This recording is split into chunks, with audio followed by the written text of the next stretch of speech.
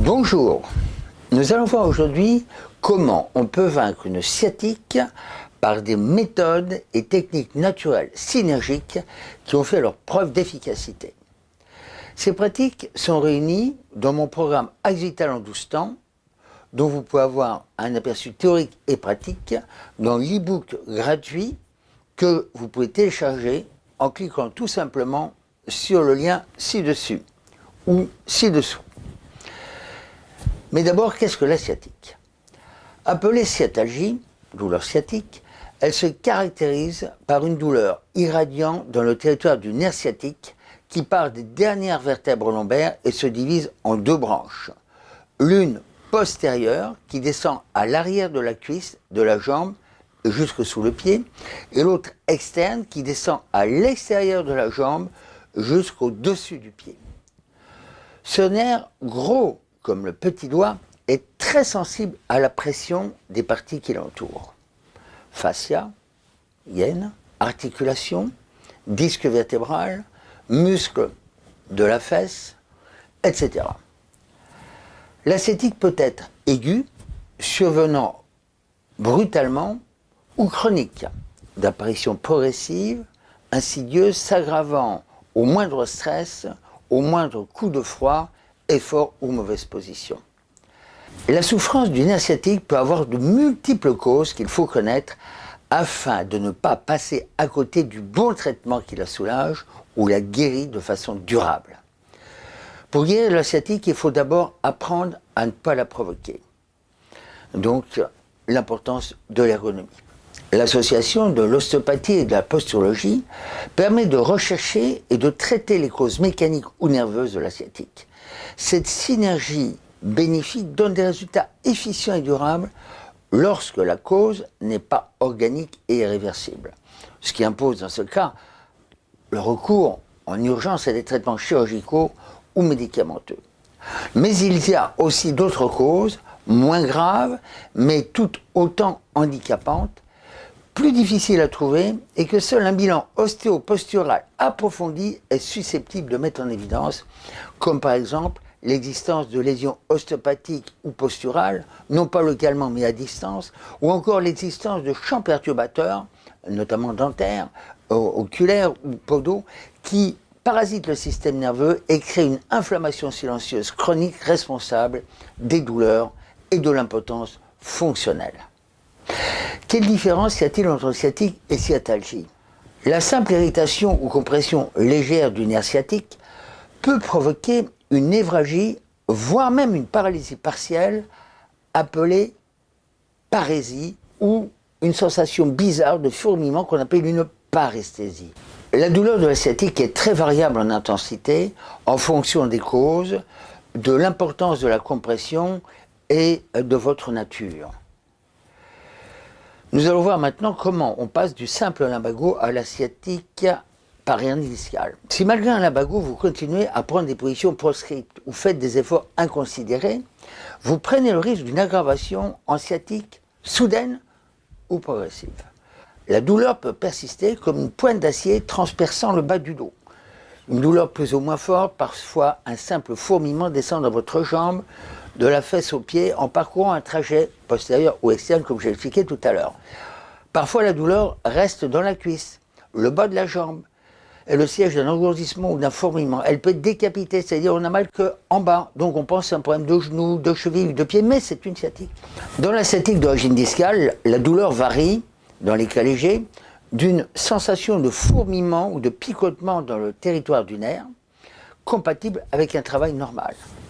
Dans d'autres cas, la douleur est plus aiguë, obligeant au repos pendant quelques jours. Dans les cas plus graves, la douleur est violente, parfois complètement invalidante. La sciatique la plus grave est la sciatique paralysante, qui peut s'associer parfois à une incontinence vésicale ou rectale.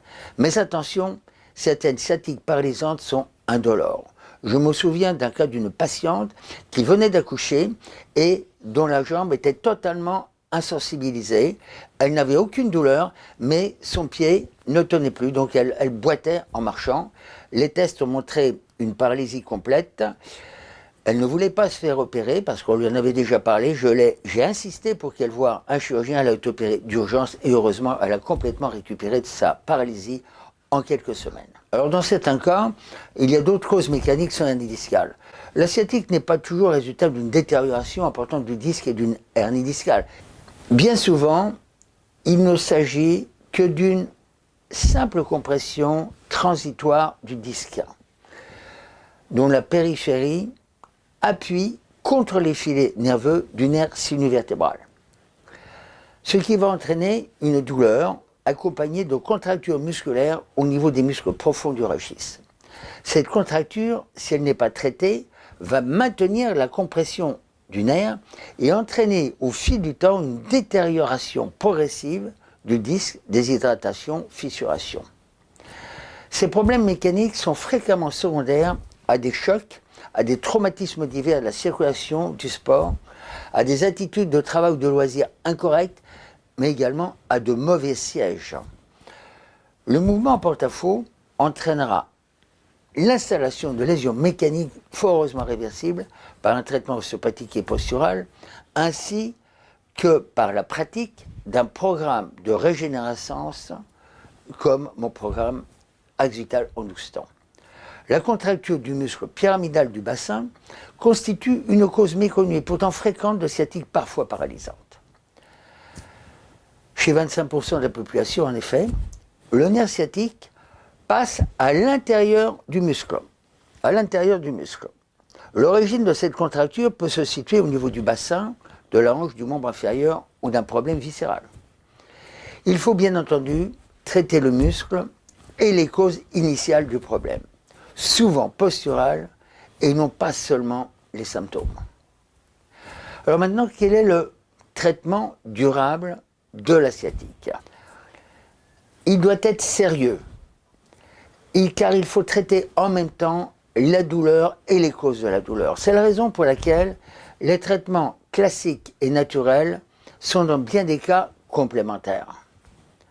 Le traitement classique, c'est en règle générale le repos, les tractions lombaires, le port d'un lombosta ou d'un corset, les médicaments antalgiques et anti-inflammatoires, plus si la douleur est trop importante, les infiltrations, les manipulations orthopédiques, le recyclage et le changement de travail.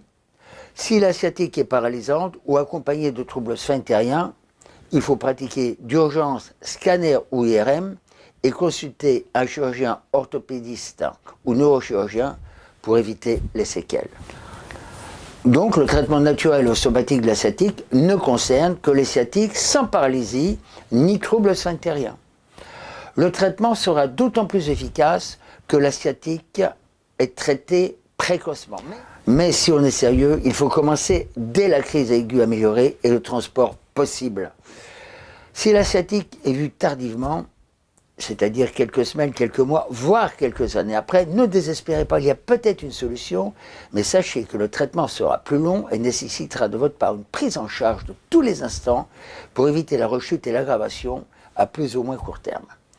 L'amélioration et la guérison sont à ce prix. Alors la restructuration vertébro-discale, selon le programme Axital en 12 temps, doit être adaptée à chaque cas, en fonction de votre état général, de votre âge, de votre fragilité. Elle comprend toujours un bilan ostéopathique soigneux, ostéo-articulaire et postural général, avec dépistage des lésions mécaniques et ostéopathiques vertébrales, des membres et du crâne, le dépistage des champs perturbateurs, le dépistage des déformations, rétractions, fibroses, atrophies musculaires, et surtout, dépistage et correction des troubles de la posture. Une remise en ordre de l'ensemble du système ostéoparticulaire par ostéopathie, déblocage et étirement des fascias et traitement des muscles rétractés et fibrosés, un massage des points clés, des points gâchettes, par des techniques donc soit de massage, acupuncture et dérivés, chaleur locale, dans le but de soulager les nerfs, de décontracturer les muscles et de faire circuler l'énergie et le sang pour réduire l'inflammation chronique d'origine microcirculatoire. Décompression générale et discale sur table d'inversion de gravité, Si vous possédez une table, vous pratiquerez chez vous 1 à 4 séances par jour de 5 à 10 minutes chacune. Inclinaison de la table à 45 degrés selon votre tolérance. À défaut de table d'inversion, suspendez-vous à une barre, à un espalier, tenir au moins 30 secondes et 1 minute, mais comme c'est difficile, je vous conseille d'utiliser plutôt une sangle élastique de musculation. Utilisation de bains aromatiques à base de bouleau jaune, romarin, pain maritime, on appelle la formule musculaire, exercice d'étirement du programme de renforcement du dos et musculation progressive de type gainage, soit seul, soit sous le contrôle d'un kinésithérapeute au début, mais il faut ensuite vous prendre en main et pratiquer un programme journalier de renforcement des muscles faibles et d'étirement des muscles qui ont tendance à se rétracter. Enfin, je préconise le port d'une ceinture lombaire permanente au début et ensuite, systématiquement, à chaque fois que vous effectuerez des déplacements en voiture, également pour les travaux de bricolage ou si votre travail nécessite des efforts de soulèvement. C'est une précaution que j'applique personnellement dans mon travail à chaque fois que je dois soulever un patient lourd ou handicapé.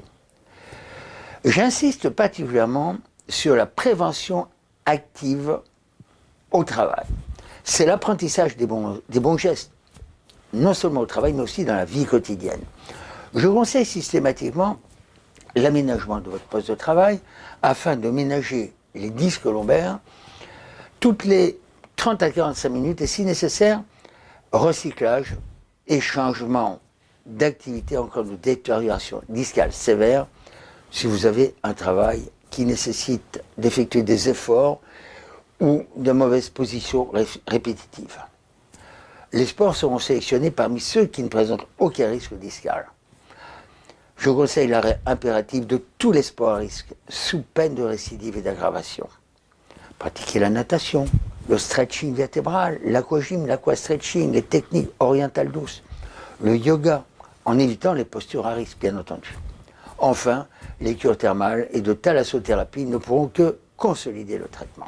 Maintenant, si vous voulez en savoir un peu plus, je vous conseille le téléchargement de mon e-book gratuit « Comment vaincre la lombalgie asciatique chronique » qui résume mon programme de formation personnelle à la santé durable qui est disponible maintenant en ligne.